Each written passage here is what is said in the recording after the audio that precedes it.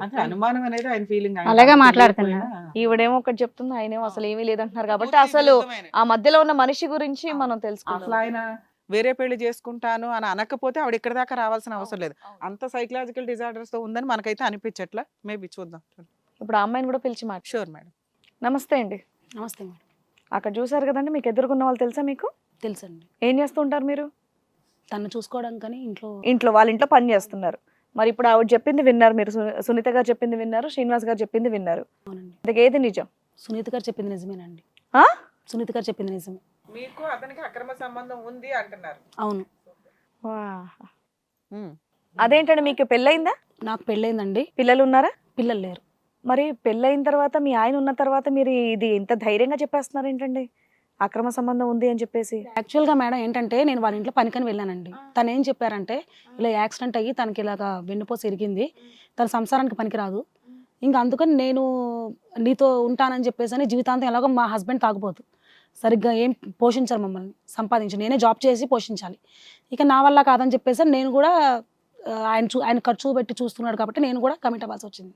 బాబాయ్ ఇదేంటి ఇంత డైరెక్ట్ గా చెప్పేస్తున్నారు భలే. మీ ఆయన తాగుబోతూ నీ జీవితం పాడవద్దని చెప్పేసి మీరు అక్కడ కమిట్ అయ్యారు.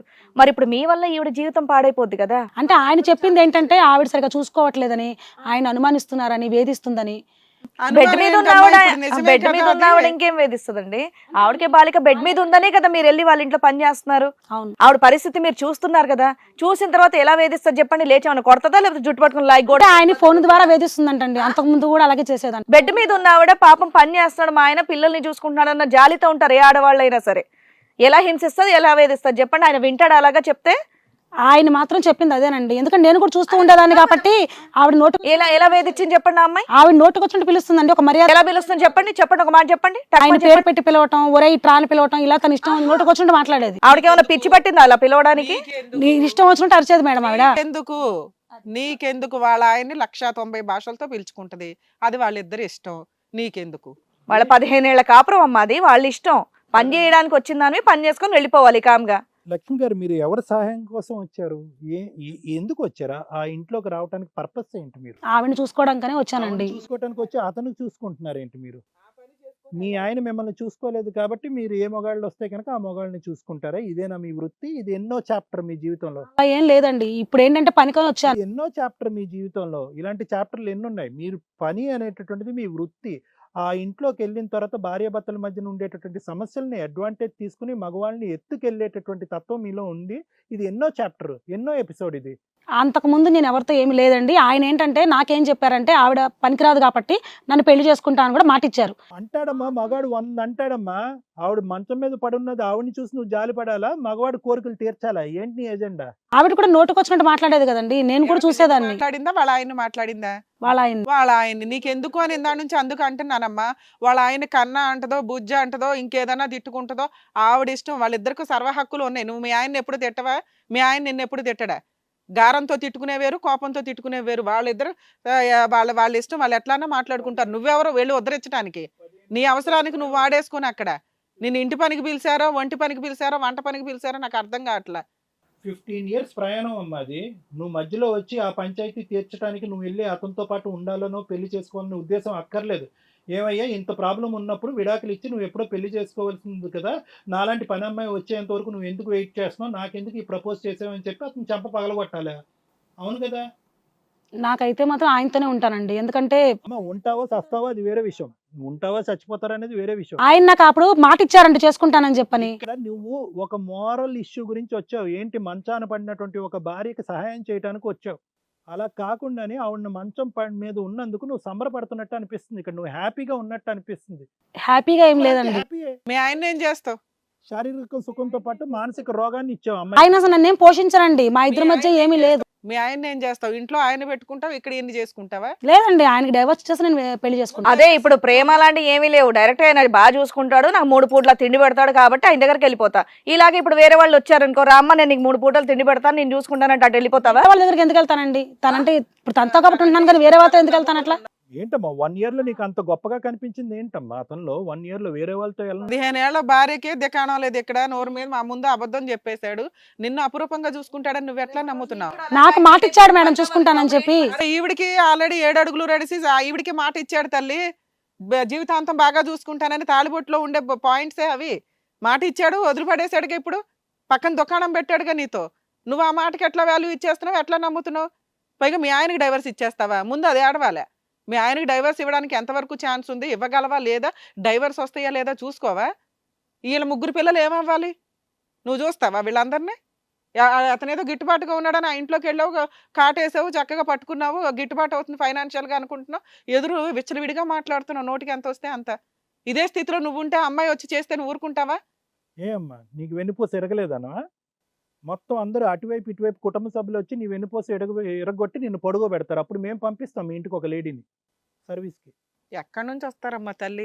మన వరకు వచ్చేంత వరకు బాధ, ఈ రోజు నీ భర్త వల్ల వచ్చేటటువంటి బాధలోంచి నువ్వు బయటపడాలి కాబట్టి అక్కడ ఉండేటటువంటి సిచ్యువేషన్ అడ్వాంటేజ్ తీసుకుని తాగనటువంటి మొగుడు సంపాదించేటటువంటి మొగుడిని కొట్టేద్దాం అని అనుకున్నావు అడ్డదారిలో వెళ్ళి.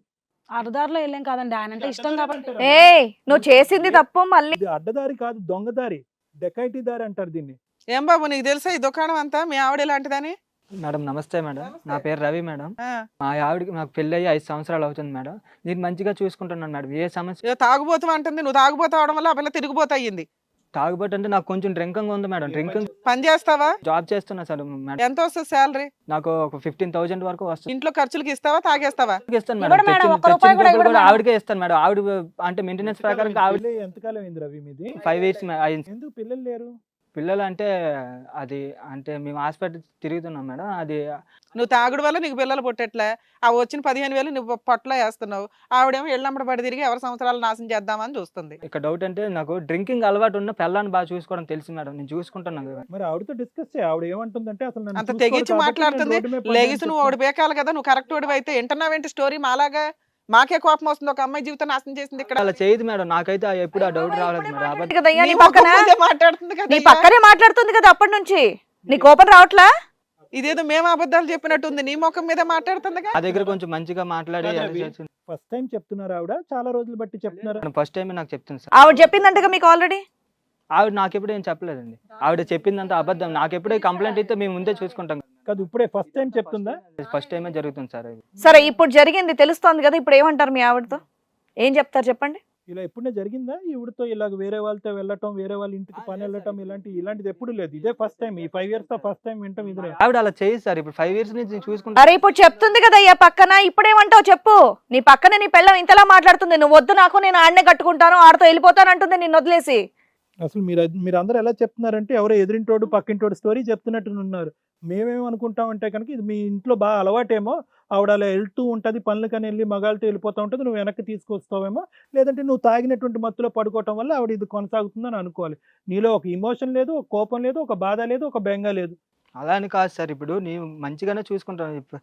అది నాకు చెప్పడం కాదే, ఆవిడకి కాదు తమ్ముడు రవి, ఆవిడ వైపు చూసి ఏమమ్మా నీకేం కష్టం చేశాను, నీకేమి ఇచ్చాను, ఏమి ఇవ్వలేదని చెప్పి ఒకసారి అడగచ్చుగా. అడగట్లే కదా, అక్కడ నాకు ఎక్స్ప్లెయిన్ చేస్తావు తొక్కలోడు. ఇప్పుడు నా వల్ల నీకు వచ్చిన ప్రాబ్లం ఏంటి? నువ్వు మంచిగానే తాగుతావు, 1 రూపాయి అనేది తాగితే దానికి ఎవరు తాకంటే ఎవరున్నారు? నాకు చిన్న అవును, బ్యాడ్ హ్యాబిట్ తాగేసేసి రోడ్డు మీద తందనాలు ఆడిపోతూ ఉంటే ఎవరో ఒకరు తీసుకురావటం ఇంటికి. నాన్న ఒక్క నిమిషం. హలో రవి గారు, మీకు ఇస్తున్నాను కదా, అది మీరు చేస్తున్నారు కదా, ఫ్యామిలీ మొత్తం చూసుకుంటున్నారు మేడం. ఇంట్లో మాట్లాడాల్సిన ముచ్చట్లు అంటే ఇక్కడికి వచ్చి చిన్న చిన్న ముచ్చట గొడవలకి పెట్టుకుంటున్నారు. మరి- ఇంట్లో మాట్లాడాల్సిన మాట నువ్వు ఇప్పుడు అడగాల్సిన క్వశ్చన్ ఏంటో తెలుసా? నాతో నీకేంటి బాధ అని కాదు, ఎందుకు డైవర్స్ ఇస్తున్నావు, వాడితో ఉన్న నీకు సంబంధం ఏంటి, ఇంత ఓపెన్ గా చెప్తున్నావు, నన్ను ఎందుకు మోసం చేసావని నువ్వు లాస్ట్ క్వశ్చన్ అడగాల్సింది ఫస్ట్ క్వశ్చన్లు అడుగుతున్నావు. ఇంట్లో మాట్లాడుకోవాలి ఇవన్నీ. మేడం నాకు ఎప్పుడు ఆ డౌట్ రాలేదండి. వాడు దారుణంగా అమ్మాయి నీ ముందు చెప్తుంది, విడాకులు ఇస్తాను, నేను అతన్నే చేసుకుంటాను, నాకు అతను మాట ఇచ్చాడు, అతనితో వెళ్ళిపోతాను అంటుంటే నువ్వు వచ్చి నాతో నీకు ప్రాబ్లం ఏంటి అంటావేంటి? అది కూల్ గా మళ్ళీ ఇలా సైలెంట్ గా ఉన్నావు కాబట్టి ఆవిడ అలా ఆడుతుంది బయటికి వెళ్ళి. ఆవిడతో నీకేంటి సంబంధం, ఎంత మోసం చేసావేంటి, నీకేం అన్యాయం చేశానో అప్పుడు అడగాలి. నువ్వు ఫస్ట్ క్వశ్చన్ వదిలేసావు. మీ జీవితం గురించి మేము ట్రైనింగ్ ఇవ్వాలి ఇక్కడ. వాడెవడు? నాకు అతను అంటే ఇష్టం, నేనైతే అతనితోనే ఉంటాను, నువ్వైతే నాకు వద్దు. నాకు ఎందుకు నువ్వు తాగి తిరుగుడు నాకు ఇవన్నీ వద్దు. మాట్లాడితే తాగి అది అనుకో డైలాగ్ చెప్పక అర్థం అనుకున్నా. ఎందుకంటే తాగిన వాళ్ళు ఎవరైనా నువ్వు ఉంటారు. తాగి రోడ్డు మీద తాగిన పడిపోతే ప్రపంచం వాడు మొత్తం వీడు తీసుకొచ్చి ఇంట్లో వదిలిపెట్టడము. అంత మాత్రం నువ్వు తాగుబోతు వల్ల నన్ను అందరూ అలా చూస్తున్నారు నన్ను. పెళ్ళాక ముందు తెలీదా నీకు నాకు చిన్న బ్యాడ్ హ్యాబిట్ ఉందని చెప్పి? పెళ్ళైనాక మానేస్తానన్నావు కదా, మానేవా నువ్వు తాగడం? అది ఎలాగా నువ్వు పెళ్ళైనాక తాగడం మానేసావా? అలా కాదు, 5 years మంచిగా బాగుంది. నువ్వు తాగుడు మానేస్తే నువ్వు తాగుడు మానేసేసి ఇంట్లో సంపాదించి పోషిస్తే నేను బయటకు ఎందుకు వెళ్తాను? నాకైతే నువ్వు వద్దు, నేనైతే నీతో ఉండలేను, నేను ఆయనతోనే ఉంటాను. నేను ఆయన నాకు మాట ఇచ్చాడు, నేను ఆయనే పెళ్లి చేసుకుంటాను. ఎవరు మాట ఇస్తే అయిపోద్దా? నేను ఆయనతోనే ఉంటాను. నేను మరి పెళ్లి అయినప్పుడు నాకు మాట ఇచ్చావు కదా, చేతిలో చెయ్యేసి పెళ్లి చేసుకున్నాం కదా. మరి నువ్వు తాగుడు మానట్లేదుగా, నువ్వు తాగుడు మానుతున్నావా? నువ్వు తాగుడు ఏదో చిన్న హ్యాబిట్, ఏదో ఒకసారి ఎప్పుడు ప్రతిసారి తాగుతాం ఏంటి అలాగా? ఏం బాబు మీ ఆవిడ కంటే డైవర్స్ ఇచ్చేస్తావా నువ్వు? ఈ అమ్మాయి నాకు కావాలి మేడం, మంచిగా చూసి. నువ్వు డైవర్స్ అంటే ఇచ్చేస్తావా? ఇవ్వను మేడం. ఇవ్వు. కోర్టులో ఆవిడ డైవర్స్ కేసు వేస్తుంది, నువ్వు ఫైటింగ్ చేస్తావా? రీజన్ తెలియాలి, ప్రూఫ్ ఉండాలి. ఎలాగంటే సరే ఏదో వేస్తుంది, ఇష్టం లేదని వేస్తుంది, నువ్వు డైవర్స్ ఇస్తావా ఫైట్ చేస్తావా? డైవర్స్ ఇవ్వను మేడం, నాకు ఈ అమ్మాయితోనే ఉంటారు జీవితాంతకాలం. ఫైటింగ్ చేస్తావా? చేస్తాను మేడం. విడాకులైతే ఇవ్వు. ఎందుకంటే ఆ క్వశ్చన్ ఎందుకు అడిగానంటే, డైవర్స్ కేసు ఒకవేళ అమ్మాయి వేస్తే నీకు ఇష్టం లేకపోతే ఎన్ని సంవత్సరాలు నడుస్తుందో చెప్తా. అప్పటిదాకా ఆయన ఉంటాడా లేదని మాట్లాడడానికి మనకు ఒక అవకాశం. లేదు సార్, నేను భర్తకు తెలుసండి, నేను ఫోన్ చేసి మాట్లాడితే మీ ఆయనకు నాకు తెలుసు, మీరేం మాట్లాడొద్దు, మీకేం తెలుసు అని మాట్లాడుతున్నారు అనేసి నన్నే అన్న. ఓహో, డబ్బుల కోసం ఆ అబ్బాయి ఆల్రెడీ తెలిసి కూడా వాళ్ళ ఆవిడ్ని అరేస్తున్నాడు. వీళ్ళు నిజంగా పెళ్లిళ్ళు చేసుకునే టైపు కాదు, వాళ్ళిద్దరూ కలిసి జనాల్ని ట్రాప్ చేసే టైపు. ఏవయ్యా రవి, మీ ఆవిడ ఇలా చేస్తుందని నీకు ముందే తెలుసు అంట కదా? ఇప్పుడే ఈ సిచ్యువేషన్ అబద్ధాలు చెప్పక గొప్ప మీద ఒక్కటి ఇచ్చేవాళ్ళు లెక్క. మేడం వాళ్ళు అబద్ధం చెప్తున్నారు. ఎప్పుడు నాకు నేను ఫోన్ చేసి అడుగుతా లేదు అని చెప్పాడు. ఫోన్ చేసి అడిగాను, నేను అడిగితే మీ హస్బెండ్ కు తెలుసు, మీరేం మాట్లాడొద్దు అన్నాడు. ఈ సిచ్యువేషన్ అసలు అక్కడికి వెళ్ళి పని చేస్తున్న విషయం కూడా తెలియదా నీకు? తెలియదు మేడం. అంటే పగలు రాత్రి మొత్తం తాగుతూనే ఉన్నావా నువ్వు? ఏం లేదు నన్ను మేడం, పనిలో ఏదో పెట్టింది ఒకసారి ఈయనే మేడం, తీసుకెళ్ళి part పనిలో time పెట్టాడు. మేడం. వెళ్తుంది, ఎక్కడ పనికి వెళ్తుందో కూడా మొగుడికి తెలీదా? పెళ్ళాం ఎక్కడికి వెళ్తుందో? మరి డ్రామాలు ఆడుతున్నావయ్యా నువ్వు ఇక్కడ.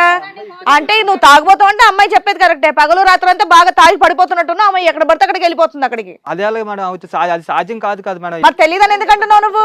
తెలీదనే సమాధానం ఏంటి? పెళ్ళాం ఎక్కడికి వెళ్తుందో తెలీదా? ఏ పనికి వెళ్తుందో తెలీదా? అక్కడ పనిలో పెట్టింది ఆయనే మేడం, తీసుకెళ్ళి నన్ను అతనికి తెలుసండి, అతనికి తెలుసు. పనిలో పెట్టావు అక్కడ నేను ఎప్పుడు పనిలో పెట్టాను మిమ్మల్ని? అమ్మ లక్ష్మి, నువ్వు అన్ని నిజాలే మాట్లాడుతున్నావు. నీ క్యారెక్టర్ ఎట్లాంటిదని పక్కన పెడితే, మీ ఆయనకి తెలుసా తెలియదా? మీ ఇద్దరికి అక్రమ సంబంధం ఉందని మీ ఆయనకి తెలుసా తెలియదా? తెలియదు. అక్రమ సంబంధం ఉందని తెలియదు కానీ అక్కడికి వెళ్ళి అయితే కనుక నేను రిక్రూట్ చేస్తున్నట్టు మాత్రం నాకు తెలియదని అంటున్నాడా? అది నిజమా అబద్ధమా? సార్ ఇప్పుడే నాకు తెలిసింది సార్. నువ్వు అక్కడ పనిలో పెట్టింది నువ్వా కాదా? అంటే ఇప్పుడు వెళ్ళేటప్పుడు తెలిసింది సార్. అంటే పనికి వెళ్తుందని, ఏదో పని పార్ట్ టైం జాబ్ ఎక్కడో చేస్తున్నాను. అసలు మీ ఇద్దరేంటి ఇలా జనాల్ని ట్రాప్ చేసి వాళ్ళ దగ్గర నుంచి డబ్బులు వసూలు చేసుకొని రేపు పొద్దుట బ్లాక్ మెయిల్ చేద్దామని ఏమన్నా ఉందా?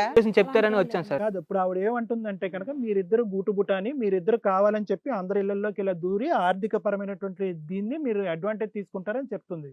ఆవిడని అడగండి. ఆవిడ అబద్ధం చెప్తుంది సార్. ఆవిడని అడిగే. ఆవిడ అబద్ధం అబద్ధం ఎలా చెప్తాను, నేను చూసింది చెప్తున్నాను. మీ ఇద్దరి మధ్యన ఫోన్ లో జరిగిన సంభాషణ చెప్పమ్మా. ఫోన్ చేశాను కదా నీకు, ఫోన్ చేస్తే నువ్వు ఎందుకు సమాధానం ఇవ్వలేదు నాకు? మీ హస్బెండ్ కు తెలుసా ఎందుకన్నావు నువ్వు? అంటే నీకు తెలుసు కదా, ఎందుకు చేయలేదు? నేను చేశాను ఫోన్, నీకు చేశాను, నేను నాకు ఎప్పుడు మీరు చేశాను, నేను చేశాను ఫోన్. ఆవిడ అబద్ధం చెప్తుంది సార్. ఏమీ లేదు, మీ ఇద్దరు నీకు జైలుకి పంపిస్తే పోలీసులకు కంప్లైంట్ ఇచ్చి అప్పుడు నిజాలు బయటకు వస్తాయి. నువ్వు నిజం ఒప్పుకోకపోతే ఇక్కడ ఈ ప్రాబ్లం కి ఒక సొల్యూషన్ రాదు. మేము నిజం చెప్పించలేకపోయాం అనుకో, పోలీస్ స్టేషన్ కి వెళ్తారు. కానీ నీకు తెలుసు, మొత్తం తెలుసు నీకు. ఉండమ్మా ఒక్క నిమిషం. చెప్పే కదా మొత్తం తెలుసు అంటున్నాడు, నాకు మొత్తం తెలియదని అంటున్నాడు. ఎందుకు దాని గురించి వాదన? ఇప్పుడు క్లియర్ కట్ గా ఇతను బాడీ లాంగ్వేజ్ తిరుగుతుంది. అక్కడ భార్య తప్పు చేసినా ఇక్కడ ఇతను అడగండి, చెప్తాడు, ఇద్దరికి తెలుసు. భార్య చేసినా కోపం రావట్లేదు. ఎదుర్కొంటే శ్రీనివాస్ గారు అంత దర్జాగా కూర్చున్నా కూడా అతని మీద కోపం రావట్లేదు. ఎవరి మీద ఇమోషన్ లేదు. నేను తాగుంటున్నాను కాబట్టి నన్ను ఎందుకు వదిలేస్తావు అని అంటున్నాడు. పోనీ ఆ మోహన్ నన్ను చూసి అడగచ్చు కదా, నీ భార్యతో అక్రమ సంబంధం పెట్టుకునేటువంటి ఆ వ్యక్తి మీద కూడా ఒక ప్రశ్న సంధించవే, అడగవా? అంటే ఇంకా మేమేమనుకుంటాం అంటే కనుక నువ్వు ఎవరిని ప్రశ్నించకపోతే కనుక ఇది మీ ఇంట్లో వ్యాపారం అని అనుకుంటాం మేము. డబ్బులు తీసుకున్నాడు సార్, 2 లక్షలు. మరి ఇప్పుడు చెప్తున్నారే నేను ఎప్పుడు డబ్బులు తీసుకున్నాను? అబ్బా, నువ్వు అంత మెల్లిగా అడిగితేనే అర్థమైపోతుంది ఆయన. అగ్రిమెంట్ రాశాడు మేడం, 5 lakhs తీసుకున్నాడు. 5 lakhs తీసుకున్నాడా? ఇందాక 2 అన్నారు, ఇప్పుడు 5 అన్నారు. 5 lakhs సార్. 5 lakhs తీసుకున్నాడు. లక్షల్లో ములుగున్నారా మీకు? ఫిగర్లే గుర్తులేవు. 5 lakhs తీసుకుని ఏం అగ్రిమెంట్ అండి అది? 2 years అక్కడ ఉంచండి మీ ఇంట్లో ఉంది. ఆహా, మొత్తం కలిపి పనికి ఆయన తీసుకున్నాడు. ఇక ఆవిడ ఏ పని చేసినా పర్వాలేదని ఆయన ఉద్దేశమా? మేడం అలాగనుక మేము ఆ ఉద్దేశంతో అనలేదు మేడం. మేము మంచిగా ఎంత అమౌంట్ తీసుకున్నావు వీళ్ళ దగ్గర 1 year కి? తీసుకున్నాం మేడం, డబ్బులు తీసుకున్నాం మేడం. తీసుకున్నావు, ఓకే. పోలే అదన్నా ఒప్పుకున్నావు, నమస్కారం. ఎంత? ఏదో సార్ అంటే నాకు ఎంత? Figure 5 lakhs sir. 5 lakhs? 5 లక్షలా తీసుకున్నాను. ఏంటి అగ్రిమెంట్ లో ఏమేమి ఉన్నాయి? ఇంటి పని, వంట పని, ఆ పని, ఈ పని? ఇంటి పని వరకనే తీసుకున్నాడు సార్ 5 lakhs. అంతేలేండి, 2 years కాంట్రాక్ట్ కదా, కొంచెం ఎక్కువే. కానీ మరి ఆవిడ మిగతా పనులు కూడా చేసి పెడుతుంది కదా. మరి కాంట్రాక్ట్ అగ్రిమెంట్ నాకేమో తెలియదండి అని ఎన్ని అబద్ధాలు ఆడతావయ్యా నువ్వు? ఏం చేసావు 5 lakhs? ఇద్దరు వాడేసారా లేకపోతే ఇంకెవరన్నా బ్లాక్ మెయిల్ చేయడానికి రెడీ నాకు అవుతున్నారా? తెలియదు మేడం తీసుకున్న హిట్ టీవీ యాప్ ని డౌన్లోడ్ చేసుకోండి. ఇందులో short news, live news, entertainment, movies అన్ని అవైలబుల్ గా ఉన్నాయి. Please download Hit TV app. Hit TV app hit TV యాప్ని ఫ్రీగా డౌన్లోడ్ చేసుకోండి.